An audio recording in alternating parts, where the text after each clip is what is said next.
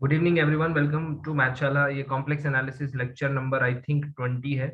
19 lectures हो चुके हैं।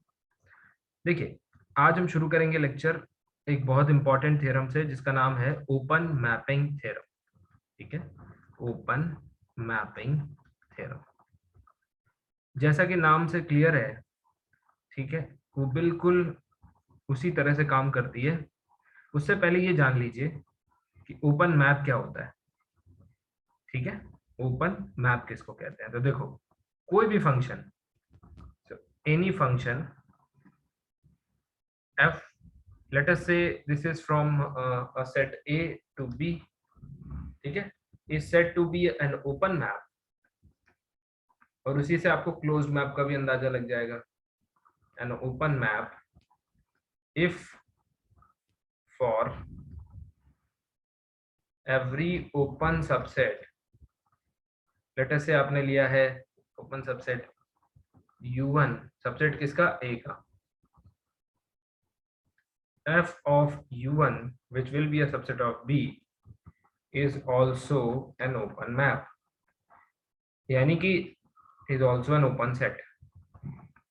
इसका मतलब क्या हुआ कि अगर हर ओपन सेट की इमेज, याद रखना ये फॉर एवरी बहुत इंपॉर्टेंट है, हर ओपन सेट की इमेज होनी चाहिए। If for every open set image of every open set under the function is another open set in the codomain, तो इस तरह के फंक्शन को क्या बोलते हैं? Open map.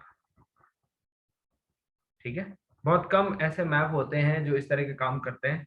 अच्छा, इसका इनवर्स प्रोसेस आपने कहीं देखा है? Have you seen inverse image of open set is open? देखा है? देखा होगा पर याद नहीं आ रहा है, कोई बात नहीं। बीएससी में सर पढ़ा है सर, ग्लोबल कंटिन्यूटी थ्योरम में। हाँ, कंटिन्यूअस पढ़ा है सर, कंटिन्यूअस में। हाँ, सिंपल कंटिन्यूअस फंक्शन की ये प्रॉपर्टी मीट्रिक स्पेस में। मैट्रिक्स स्पेस वाले लेक्चर में पढ़ा होगा। आओ सिखा मीट्रिक देता हूँ एफ। ठीक है, तो यहाँ देखो, यहाँ से कोई ओपन सेट लिया, अगर उसकी इमेज भी एक ओपन सेट आ रही है, ठीक है, ओपन किस में हो ये बहुत इंपॉर्टेंट होता है। जैसे आओ थोड़ा इस पे चर्चा करते हैं। कोई सेट ओपन है, ठीक है, तो ओपन सेट की डेफिनेशन क्या होती है? जो लोग मेरे लेक्चर पुराने देख रहे होंगे, every point must be interior point, interior point. अब जो लोग जानते हैं, थोड़ा बहुत आइडिया है तो देखें, सीखें। इंटीरियर पॉइंट किससे रिलेटेड होता है? इंटीरियर पॉइंट का मतलब होता है एक पॉइंट लिया, उसके अबाउट एक ऐसा नेबरहुड हो जो पूरी तरह से सेट के अंदर हो। ठीक है, तो इंटीरियर पॉइंट कहलाता है। हाँ सर, वही ओपन बॉल से। हाँ, ओपन बॉल से। ठीक है, अगर थोड़े भी कंफ्यूजन है तो मेरे रियल एनालिसिस के स्टार्टिंग के लेक्चर देख लो, सब क्लियर हो जाए।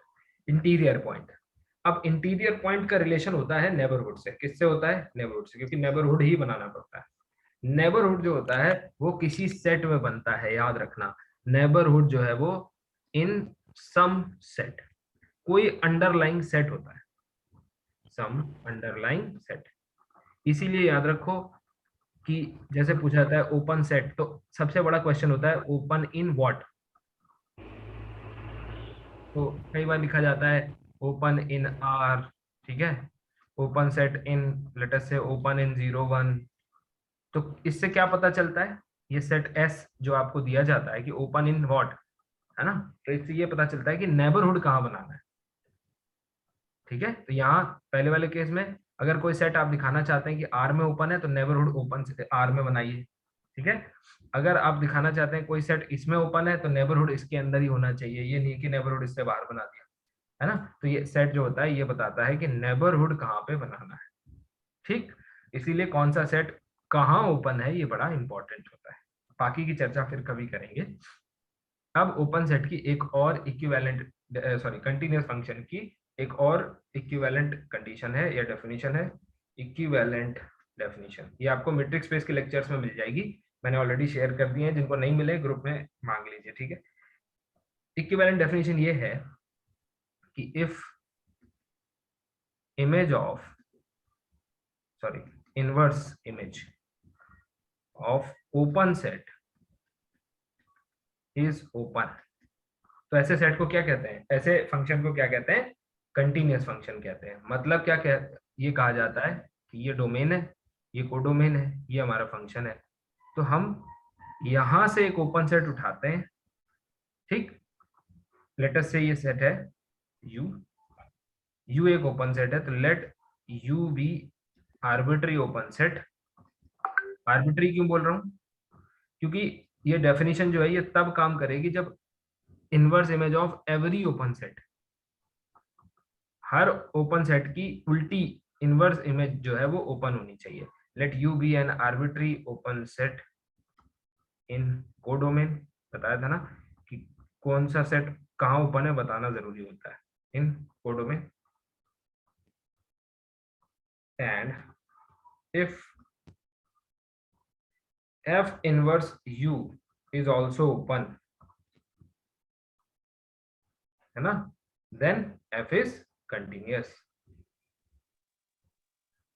Open in domain f inverse. हाँ, open in your, let us say ये इसको a नाम देते हैं, ये b नाम है, ओपन इन a, ठीक है। तो ओपन डोमेन, तो inverse image of open set तो ओपन होती है किसी भी कंटिन्यूअस मैप के अंदर, लेकिन यहां से ओपन सेट आया यानी डायरेक्ट इमेज ओपन सेट हो, ऐसे मैप स्पेशल होते हैं, ठीक है। तो जब डायरेक्ट इमेज भी ओपन हो जाती है, ऐसे ऐसे मैप को क्या कहते हैं, ओपन मैप कहते हैं। तो कोई मुझे ये कहता है कि सर एक काम करो, f अगर आपने फंक्शन लिया है और कंटिन्यूअस है, f जो है आपका क्या है, कंटिन्यूअस है, और क्या है, इन्वर्टिबल है। देखना जरा, उसने भी दिमाग लगाया, ठीक। तो जब इन्वर्टिबल है तो f इनवर्स भी एग्जिस्ट कर रहा होगा, जो यहां से यहां लेके जाएगा, और साथ ही साथ इन्वर्टिबल है, and f inverse is also continuous. अब वो मुझसे कहता है कि सर मैंने ओपन मैप बना लिया, now f is open map. क्या वो सही बोल रहा है, सोच के बताओ। f कंटिन्यूअस है, इसका मतलब चेक करना पड़ेगा। Inverse image of open set open हो गई, ठीक है भाई। f जो है लेट अस से a टू b कंटिन्यूअस है, इसका मतलब क्या हुआ कि inverse image of open set is open. एक साइड से हो गया, ओपन सेट इज ओपन, एक साइड से हो गया। अब मान लो फंक्शन इन्वर्टिबल है, यानी एफ इनवर्स कहां से डिसाइड होगा, लेट अस से एफ ऑफ बी से चलेगा और कहा ए में आएगा, ठीक है। एफ ऑफ बी पे से चल के ए पे आएगा। तो एक बात बताओ, अगर ये भी कंटिन्यूअस हो जाए तो आपको नहीं लगता कि अब यहाँ का ओपन सेट यहाँ ओपन हो जाएगा, बिकॉज एफ हाँ सर, इनवर्स के लिए जो डिपेंड इनवर्स वाली इमेज होगी कंडीशन वो होगी। क्या होगी, डायरेक्ट इमेज नहीं हो जाएगी। बताओ भाई, बाकी लोग नहीं समझ पा रहे हो। नहीं। मैं कह रहा हूँ इन सर दोबारा कंटिन्यूअस होता है इस साइड से, रिपीट कर। इस साइड से जब फंक्शन कंटिन्यूअस होता है तो inverse image of open set open होती है, यानी कि यहां से ओपन सेट लिया और यहाँ ओपन मिलेगा। यहां तक सही है। Yes yes sir. सर। अब मैंने कह दिया कि एफ इनवर्स भी हमारा कंटिन्यूअस है, ठीक है। एफ इनवर्स भी कंटिन्यूअस है, और एफ इनवर्स उल्टा डिफाइन होता है, वो यहां से यहां चलता है। तो इसका मतलब हाँ क्या यहाँ हो गया, मिलेगा। Yes sir. अब यहाँ से कोई कंटिन्यूअस में आप ओपन सेट उठाओगे तो वो यहाँ ओपन हो जाएगा। Yes sir.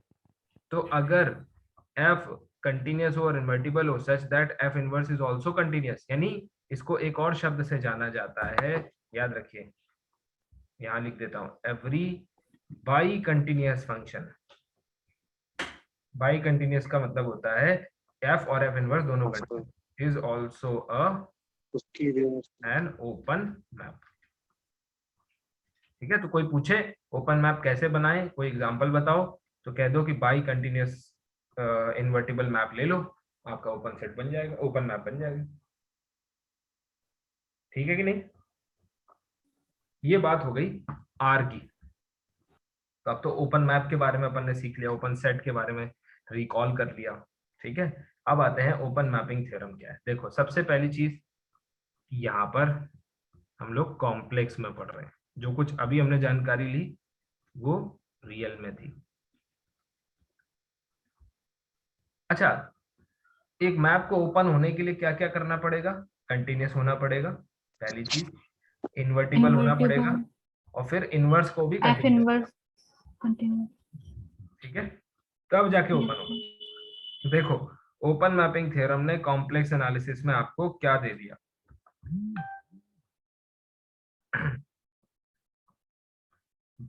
लेट, या फिर लेट वेट छोड़ो, सीधा लिखो, every analytic function is an open map function. Of course non constant, constant map नहीं होगा, non constant. Every non constant analytic function, analytic map defined on some domain, defined on some domain D is an open map always। समझ में आया भाई? जो काम आपका 3 property मिलके कर रही थी रियल में, कॉम्प्लेक्स में सिर्फ एक प्रॉपर्टी ने आपका काम कर दिया। सोचो इसका प्रूफ कितना इंटरेस्टिंग हो। मतलब आप समझ पा रहे हैं? जो काम F इन्वर्टिबल हो, ठीक है, F इन्वर्टिबल हो, F इनवर्स एग्जिस्ट करे, F कंटिन्यूअस हो और इनवर्स भी कंटिन्यूअस हो, ऐसे केस में ही फंक्शन ओपन मैप हो पाता है। समझ पा रहे हो? लेकिन जब आप कॉम्प्लेक्स एनालिसिस में आते हो तो सिर्फ फंक्शन को क्या दे दो, बताओ भाई? Analytic function, analytic function. ठीक है, एक एनालिटिक फंक्शन दे दोगे तो उसका काम हो जाएगा। ठीक है, सो एनालिटिक फंक्शन जो है वो हमेशा ओपन मैप होता है, ये ओपन मैपिंग थ्योरम कहलाती है। तो याद रखना, कई बार क्वेश्चन के सी ऑप्शन में, देखो फिर से कह रहा हूँ, ठीक है, सी ऑप्शन में ऐसे बोलेगा, क्वेश्चन बना लेगा, क्वेश्चन है लेट, कुछ भी बना देगा वो, उसमें शॉर्ट्स लेमा डाल देगा, आइडेंटिटी थ्योरम डाल देगा, लेकिन f from D to C be analytic, later से वो कुछ भी दे देगा, such that f of 1 by, sorry, कुछ भी दे देगा such that f of 1 by n is 0 and unit disk का ट्रायंगल रहेगा, हाँ, एंड कुछ भी ब्ला ब्ला। ठीक है, ऑप्शन ए में कुछ भी होगा, आइडेंटिटी थ्योरम का इस्तेमाल सी डी में लिखा होगा, image of open unit disk, open unit disk is also an open set, also an open set। तो बताओ इसको टिक करोगे कि नहीं करोगे?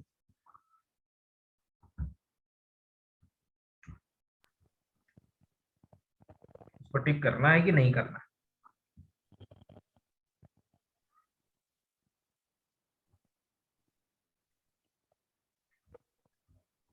हेलो, एनालिटिक है। यस मयूरी, आप ही बोलिए। यस सर, एनालिटिक है, एनालिटिक है, तो ओपन सर सेट डी है, option. Yes open sir. Set है तो ओपन मैप होगा कि नहीं होगा? Every analytic yes sir. Function is, तो यहाँ पे ओपन, अब ऐसे एक ऑप्शन दे देता है, आप लोग ध्यान नहीं देते, ओपन मैपिंग थ्योरम। ठीक है, तो this is how they ask questions from open mapping theorem. कुछ और चीजें हैं, यस, चलिए वो भी लिख लेते हैं, बहुत इंपॉर्टेंट है। आज के लेक्चर को ऐसे समझ लीजिए कि भूली बिसरी चीजें हम लोग सम अप कर रहे हैं। ठीक है, ये भी एक इम्पॉर्टेंट टूल है जो लिखवा रहा हूँ। मान लो आपसे पूछे let f from D to C be analytic, ठीक, एनालिटिक, याद रखना 1 फंक्शन को कॉम्प्लेक्स में एक और नाम से जाना जाता है, बता सकते हो क्या?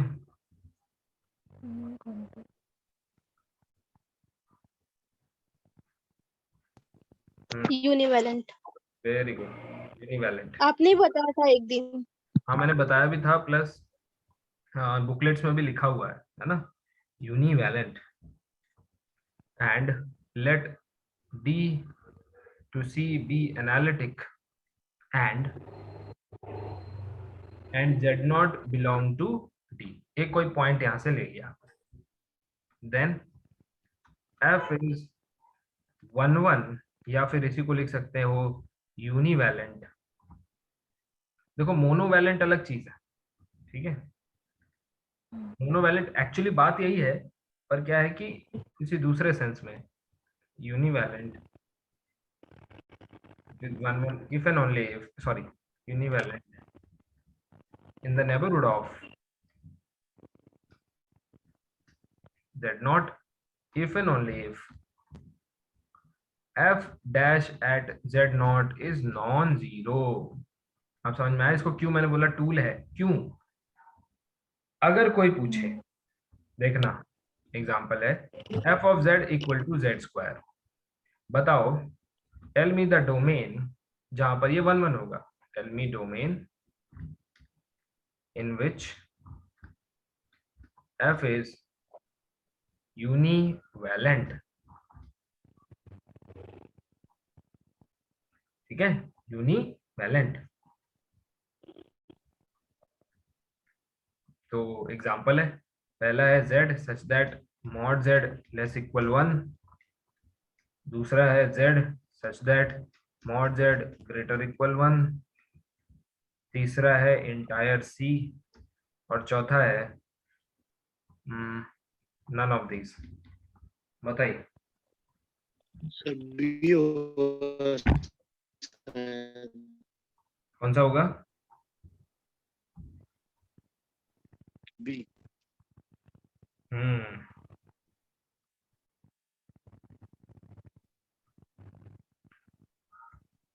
Answer is B. समझ में आ गया ना? बी। डेरिवेटिव निकाला, ठीक है, f डैश z क्या आ गया? 2z, 2z। ठीक है। ये इफ एंड ओनली इफ नहीं है, इफ कंडीशन है। अभी दिखाऊं क्या इफ एंड ओनली इफ क्यों नहीं है ये? क्या आप मुझे सोच के कन्वर्जेंस दिखाओ उसका। आप बता सकते हैं कि इफ एंड ओनली क्यों नहीं होगा? एग्जांपल दे देता हूं, देखो मान लो एक क्वेश्चन है, मैंने फंक्शन दे दिया f of z equal to e to the power z। इस पे 2 बार CSIR नेट पूछ चुका है, सिर्फ डोमेन पूछता है इसके 1 1 का है। कौन सा डोमेन है जिसमें ये मोनोवैलेंट होगा या यूनिवैलेंट होगा? आप पिछले प्रीवियस क्वेश्चन उठा के देख लो, 2 बार पूछ चुका है, सिंपल सी चीज, ठीक है। मैंने एक दिन लिखाया भी था,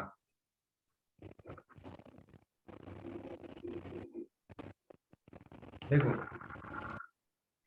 अब अगर आप इसको देखोगे तो f डैश एट z क्या आता है? e to the power z, जो कि कहीं जीरो नहीं है। बट ऐसा नहीं कि ये पूरे उसमें डोमेन में इट्स नॉट यूनिवैलेंट या 1 1 इन होल सी। कोई बता सकता है? इन सी बता सकते हो? बता चुका हूं मैं कि कौन से डोमेन में e to the power z monovalent होता है, बुकलेट में लिखा हुआ है, याद करो। f of z equal to, Bhagyashree बताओ बेटा। सर आपने कंडीशन लिखवाई थी, if mod z1 minus z2 is pi. नहीं, तो उस केस में argument of z1 minus z2 is monovalent in, देखो डोमेन है argument of z1 minus z2, sorry I think argument of z1 minus argument of z2 equals to pi, argument of z1 minus z2 equals to pi. Sir आपने mod लिखवाया था, mod z1 minus z2 is pi. Mod लिखा दिया था क्या? नहीं, magnitude नहीं, हाँ। आर्गुमेंट होगा, आर्गुमेंट होगा। अगर दिखाया था तो उसको अच्छा। चेक कर लेना, सही कर देना, है ना। हाँ। ये है डोमेन, ये इंपॉर्टेंट क्वेश्चन है, कई बार 2 बार पूछा गया। तो ठीक है, मोनोवैलेंट डोमेन जो है जिसपे फंक्शन यूनिवैलेंट होता है। अब देखो, अब और एक इम्पॉर्टेंट चीज है जो हम पढ़ने जा रहे हैं, बहुत इंपॉर्टेंट है। ठीक है, देखो फिर से बोल रहा हूँ, ये वाला चेक कर लेना, ठीक है, क्योंकि ये इंपॉर्टेंट है। कुछ गलत सही होगा तो हम लोग करेक्शन कर लेंगे उसमें। देखो इसको कहते हैं मैक्सिमम मॉड्यूलस प्रिंसिपल, ये बहुत इंपॉर्टेंट है, लेकिन समझ गए तो कुछ नहीं है, एक लाइन का है, मतलब जब रिवीजन करने बैठोगे तो इसमें कुछ भी नहीं है मॉड्यूलस प्रिंसिपल, बस इसको जैसे समझाऊंगा वैसे समझना, ठीक है, एज इट इज स्टेटमेंट से समझोगे तो कुछ नहीं। देखो लेट, सॉरी, देखना कितना आसान सा, आप बोलेंगे कि सर ये क्या, आपको रियल से कॉम्प्लेक्स में डिफरेंस दिखेगा। Let f be analytic, again maximum modulus principle किसके लिए होता है, एनालिटिक फंक्शंस के लिए। Let f be analytic in D, then maximum of mod f of z, या फिर सुप्रीमम बोल सकते हैं, इज नेवर अटेन्ड, या विद इन नहीं, यहाँ पे इनसाइड लिखोगे तो ज्यादा अच्छा लगेगा। आप में से बहुत सारे लोगों ने इसको पढ़ा होगा, इनसाइड डी, दैट इज, ठीक है, अनलेस कांस्टेंट, अनलेस कांस्टेंट, मैं पूरा समझाता हूँ, चिंता मत करो, बहुत आसान है। दैट इज ये जो सेकंड पार्ट लिखवा रहा हूँ वो बहुत इंपॉर्टेंट है। अगर एफ कोई is any non constant analytic function, ठीक, डिफाइंड ऑन डोमेन डी, मान लो कोई नॉन कांस्टेंट एनालिटिक फंक्शन है, ठीक है, और आप किसकी वैल्यू निकालना चाह रहे हैं, मॉड एफ ऑफ जेड की, ठीक, then maximum value of mod f of z is only, इसको अंडरलाइन कर लीजिए, ओनली अटेन्ड, देखो ऊपर वाले में क्या बोला उसने कि इनसाइड, अंदर अटेन नहीं होगा, तो कहां अटेन होगा, is On only bound. Attend at the boundaries, boundaries, चिंता मत करो, अभी एकदम सिखा देता हूं आसानी से, बिल्कुल आसान है। देखो क्या कहता है, अगर कोई फंक्शन एनालिटिक फंक्शन है, मतलब एक आदमी आया आपके पास, उसने कहा कि एफ ऑफ जेड मेरा जो है, सॉरी एफ ऑफ जेड बोल रहा हूँ, एफ जो है मेरा वो किसी डोमेन, लेटर से ट्रायंगल बना लेते हैं यूनिट डिस्क से सी पे, एनालिटिक है, और मुझे मैक्सिमम चाहिए किसका, मॉड एफ ऑफ जेड का, तो मैं जेड की कौन सी वैल्यू लूं जिसमें ये मैक्सिमम आ जाए। तो आप बोलोगे कि ये डोमेन है, तो भाई मुझसे क्या पूछ रहे हो, just go for it, check करो हर पॉइंट पे, है ना, यहाँ यहाँ यहाँ, वो बोलेगा भाई सुनो, there are uncountable number of points, how can I check, क्यों मैं एक एक वैल्यू रख के देखूं और फिर उसमें, तो मैक्सिमम मॉडुलस प्रिंसिपल इसमें आपकी मदद करता है। कैसे, वो बोलता है सबसे पहले तो मुझे ये बताओ आपका फंक्शन मतलब कांस्टेंट तो नहीं है, तो मैं पूछूंगा क्यों, वो बोलेगा अगर फंक्शन कांस्टेंट हुआ, ध्यान से सुनना, अगर फंक्शन कांस्टेंट हो गया, लेट अस से 3, ठीक है, for every Z in this, अगर कांस्टेंट फंक्शन है, तो आप मुझे बताओ कि मॉड एफ ऑफ जेड का मैक्सिमम वैल्यू क्या होगा,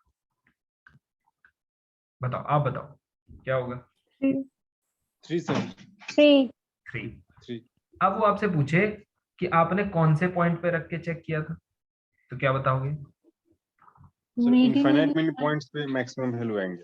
नहीं आप उसको Not क्या infinite. सजेस्ट करें, नहीं आप उसको क्या बताएंगे, कौन से पॉइंट पे रख के चेक किया, नीड ही नहीं थी किसी पॉइंट पे check करने की। नहीं नहीं ऐसा नहीं है कि नीड नहीं थी, पूरे डोमेन में ऐसा check करो। है। आप उसको बोलेंगे कि कोई भी पॉइंट चूज करो, यस, वैल्यू यही आने वाली है,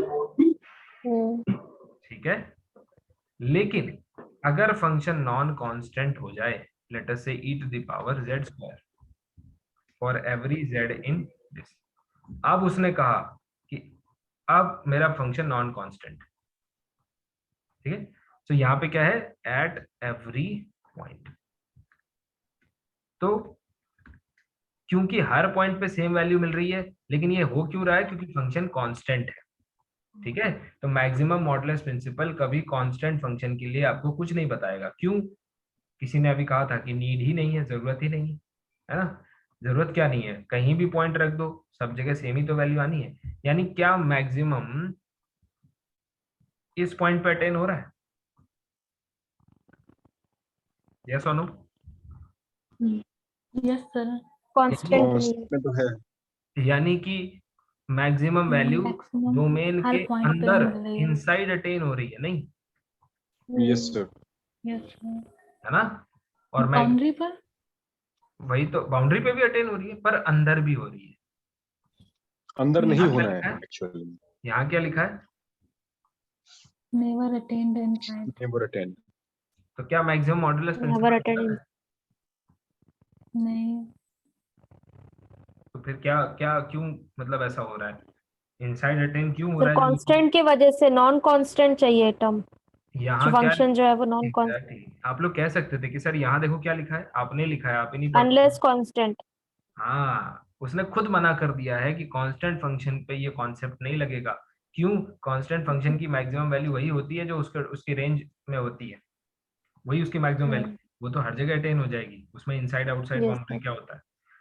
लेकिन कितना बड़ा प्रिंसिपल था जिसने कहा कि एक काम करो, सुनो मेरी बात, अगर आपके पास कोई एंटायर सॉरी एनालिटिक फंक्शन है जो किसी डोमेन पे है, ठीक है, और आप उसके मैग्नीट्यूड की मैक्सिमम वैल्यू देखना चाह रहे हैं, तो आपको अंदर चेक करने की जरूरत नहीं है, अंदर कभी नहीं मिलेगी।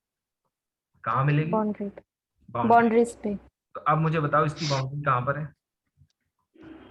ये है इसकी boundary. Not z equals to Yes, sir. Yes sir. Yes. तो क्या मैं इसकी मैक्सिमम वैल्यू, सॉरी, तो अगर इन पॉइंट पे मुझे चेक करना है, तो क्या आप मुझे बता सकते हैं इसकी maximum value? E. Very good, e to the power 1 square, इसका मतलब e। ई। जहां z है वहां पे क्या लिख दोगे भाई? Mod f of z one. Mod z। और my mod mod z z equals to 1। क्योंकि ऐसा नहीं कि मॉड डिस्ट्रीब्यूट किया है, इस पॉइंट पे रख के चेक किया है। क्या ये बात समझ में आई? Yes sir. क्योंकि देखो मॉड डिस्ट्रीब्यूट तो नहीं सर होता है। यस बोलिए। तो सर जहाँ भी जेड होगा वहां पे उसकी जगह मॉड जेड लिख देंगे। बिल्कुल, अरे नहीं, अब डोमेन भी देखना पड़ेगा, यूनिट डिस्क नहीं है वो, आपने मॉड जेड लिख दिया तो क्या मतलब है? Means mod z equal to होता और ई की पावर जेड स्क्वायर होता होता तो इस तरह लिखते। अरे भाई क्यों नहीं लिखेंगे, वही तो मैं समझा रहा हूँ। लेकिन आप लोग क्या है, आप लोग शॉर्ट ट्रिक्स बनाने लगते हैं ना, शॉर्ट ट्रिक नहीं बनाना है, इसको समझना है कॉन्सेप्ट को। अगर डोमेन चेंज कर दिया तो गलत करके चले आओगे, फिर कॉन्सेप्ट समझ लोगे तो कभी चाहे डोमेन चेक चेंज कर दे, आपको पता है कि कैसे चेक करना है ना। अब जैसे मॉड डिस्ट्रीब्यूट नहीं होता, अगर मैं आपसे कहूं, हाँ ठीक है, समझ गया, चलो इतना क्लियर है, अब उस पर नहीं जाते अदरवाइज कंफ्यूज हो जाएंगे। चलिए सिमिलर यस। एक है minimum modulus principle, minimum modulus principle. अब आप बताओगे कि इसका डेफिनेशन क्या होगा, बताओ। लेट f from the domain D to C be analytic, then minimum value of minimum थोड़ा छोटा कर ऑन लीजिए। F of Z z can never be attained, outside of the domain. नहीं आउटसाइड नहीं, inside, can never be attained maximum inside में भी। the domain unless constant। क्यों? क्योंकि कांस्टेंट हो गया तो फिर तो उसका मैक्सिमम मिनिमम सब एक ही होता है,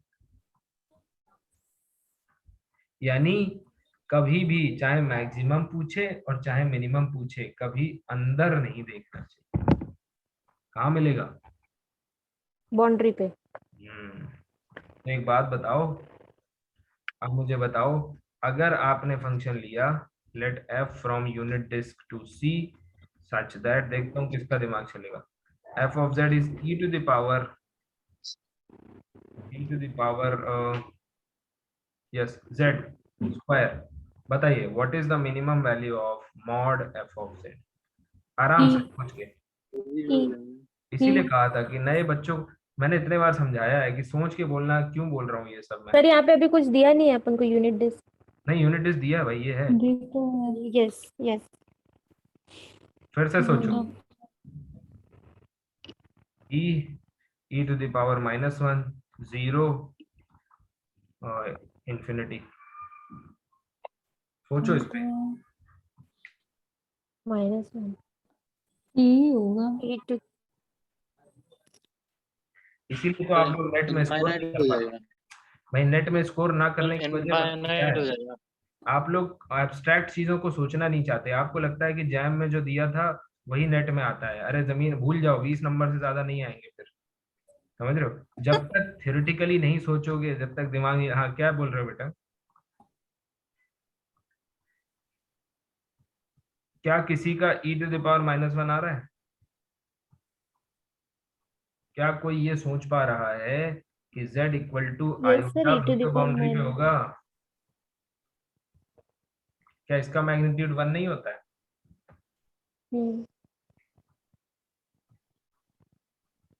समझ रहे हो? यही इसीलिए मैंने कहा था कि दिमाग लगाओ। ये नहीं है कि सब में मॉड लगा दिया, बस मॉड लगा दोगे तो क्या मिनिमम मिलेगा? अब इसी में अगर minus z equal to minus iota रख दोगे तो भी 1 आएगा, -1 आएगा। -1 आएगा। समझ रहे हो? इसलिए याद रखना, ये इंपॉर्टेंट क्वेश्चन है, ये गलती सर, करवा दी। यूनिट डिस्क तो मॉड ऑफ z इक्वल 1 है ना? अरे यार तुम लोग कहाँ से आए हो पढ़ के? मुझे तो ये समझ में नहीं आता भाई। मॉड z इक्वल टू 1 के अंदर आयोटा नहीं आता है क्या? अच्छा हाँ ये ठीक है।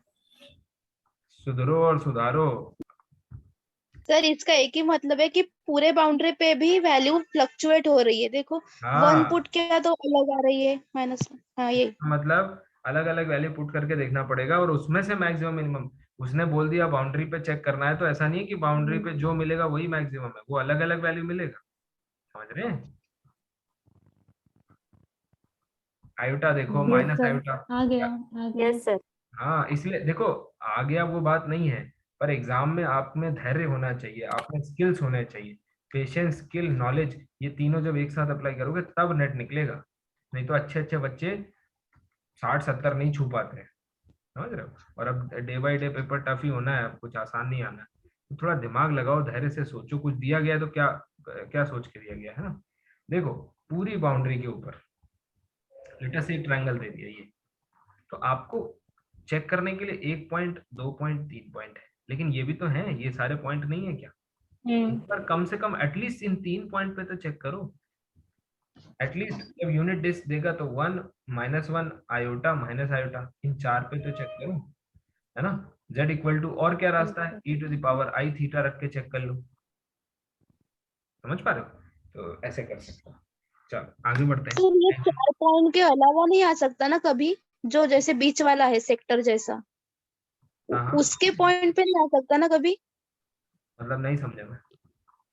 नहीं समझ। अच्छा वो सब सर्कल जो है वो 4 पॉइंट ठीक है, बट उसके बीच में जो है जो वो एक्सेस, कर्व दिख रहा है, सेक्टर, जो पॉइंट को जोड़ रहा है प्लेन पे हाँ हाँ एक्स। ये सेंटर, सर्कुलर, सर्कुलर बाउंड्री वाला, सर नहीं नहीं सर्कुलर राउंड सर्कुलर। जो कर्व बन रहा है सर वहां अच्छा पे, ये तो आर, दो सर्कल एक्सिस से के जो बीच कर्व में। है। हाँ आर्क हाँ। आर्क। ये उसके भगवान, पॉइंट पे नहीं हो ये सकता क्या कभी? एक मिनट रुको, ये मैथ्स वाले बच्चे हैं, आप अच्छे से बताओ मुझे। सर आर्क बिटवीन 0 टू π/2, ऐसे बताओ। बोल रहे हैं सर वो तो जो गोल गोल सेक्टर ही दिखता बोला है। ना, सेक्टर का कर्व, सेक्टर की कर्व। सेक्टर क्या होता है भाई? सेगमेंट होता है। अब देखो, ये जो है इस पे आएगा, ऐसा नहीं कह सकते कि नहीं आएगा, बट ठीक है अभी मेरे पास एग्जांपल नहीं है, पर ये नहीं बोल सकते कि नहीं इस पे नहीं आएगा। सर बट उसके पॉइंट कैसे निकालेंगे अपन? ये क्या है? ये क्या है? ये क्या है? इक्वेशन क्या है ये? 1 + i, ये क्या है? ये क्या है? नहीं, वो पॉइंट है बट उसके कैसे दिखेंगे ना एकदम? ये पॉइंट कहाँ दिखेगा बताइए? हाफ माइनस हाफ पे। हाफ माइनस हाफ पे। तो क्या ये यहाँ कहीं नहीं होगा? हाँ वो तो होगा।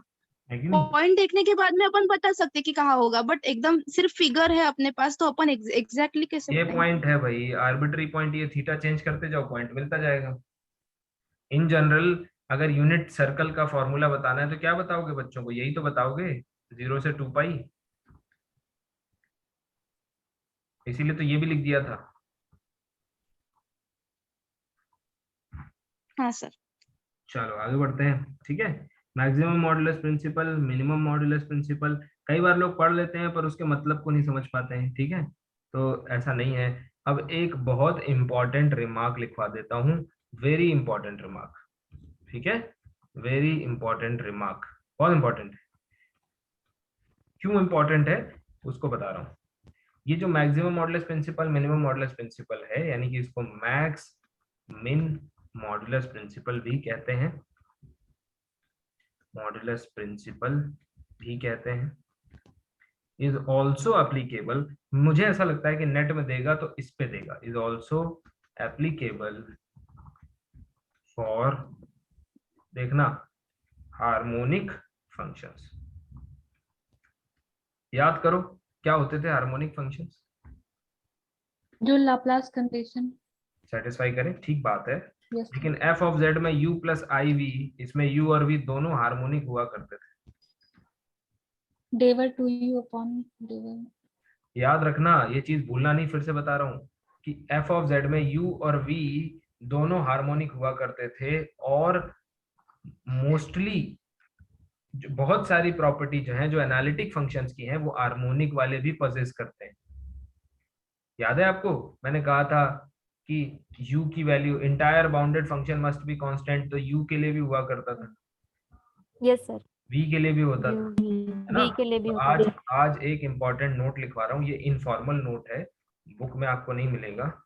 ये मैं ये कह रहा हूँ, अगर नेट में आ जाए कि हार्मोनिक है तो ज्यादा कुछ चेंज मत करना, जो प्रॉपर्टी एनालिटिक के लिए पड़ी थी वही काम कर जाती है, ठीक है। तो मोस्ट ऑफ द प्रॉपर्टीज, जैसे maximum modulus, minimum modulus, Liouville's theorem, extended Liouville's theorem, most of the properties of analytic functions, daily habit डालनी है, छोटे बड़े 15-20 क्वेश्चंस को सॉल्व करने की, थ्योरी को रिवाइज कर, जितना अच्छा लिख के रिवाइज करोगे, ये नहीं कि वो थ्योरम रिवाइज कर ली, उसका मतलब क्या है ना, क्या क्या कहाँ एप्लीकेबल है। Most of the properties of analytic functions are followed by harmonic functions also, harmonic functions also. अच्छा एक रिक्वेस्ट है, हार्मोनिक फंक्शंस आल्सो, ठीक है, ये याद रखिएगा। यहाँ रिमार्क से तो क्लियर हो ही रहा है। एक रिक्वेस्ट ये है कि मुझे कुछ बच्चे जो जिन्होंने हमारा रिकॉर्डेड कोर्स लिया है, वो ये कहते हैं कि सर हमें नोट्स बनाना सिखा दीजिए, मतलब आप कैसे रेगुलर। तो जो भी ये फील करता हूँ कि मेरे नोट्स, मतलब उसके नोट्स ठीक ठाक बने हुए हैं, वो अपने नोट्स के 2-4 पेजेस का फोटो जो है शेयर कर दे ग्रुप में, ठीक है।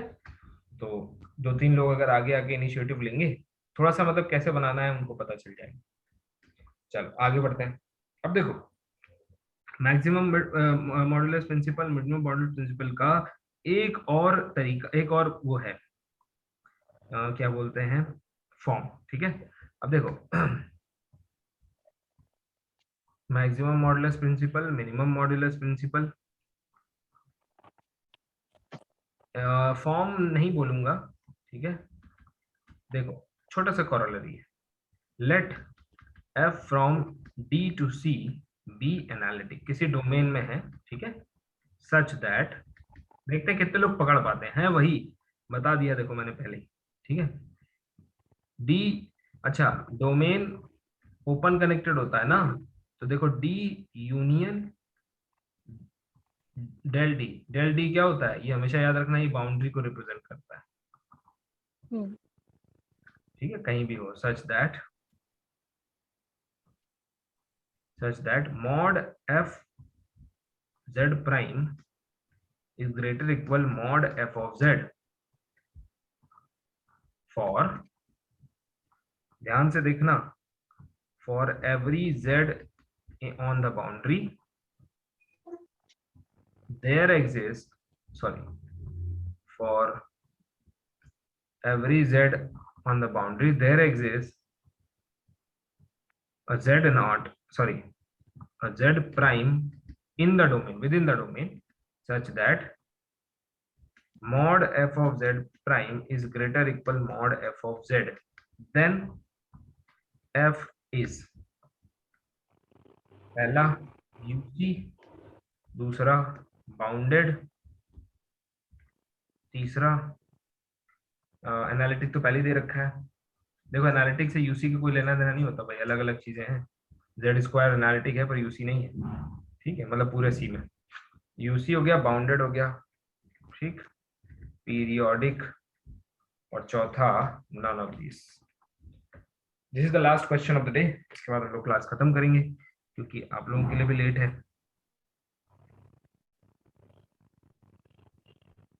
सोचो जरा, देखो क्या कह रहा है। एक डोमेन है, हमेशा ऐसे बनाया करो, एक डोमेन है डी, ठीक है, ये उसकी बाउंड्री है डेल्टा डी, ये बाउंड्री हो गई डेल्टा डी। अब उसने क्या बोला आपसे कि बाउंड्री के हर पॉइंट के लिए अंदर एक पॉइंट है z bar, such that F Z bar is greater than mod f of Z. इतना बता रहा हूं, अब बताओ इसका मतलब क्या है कि बाउंड्री पे मिलने वाली वैल्यू से अंदर मिलने वाली वैल्यू ज्यादा बड़ी है।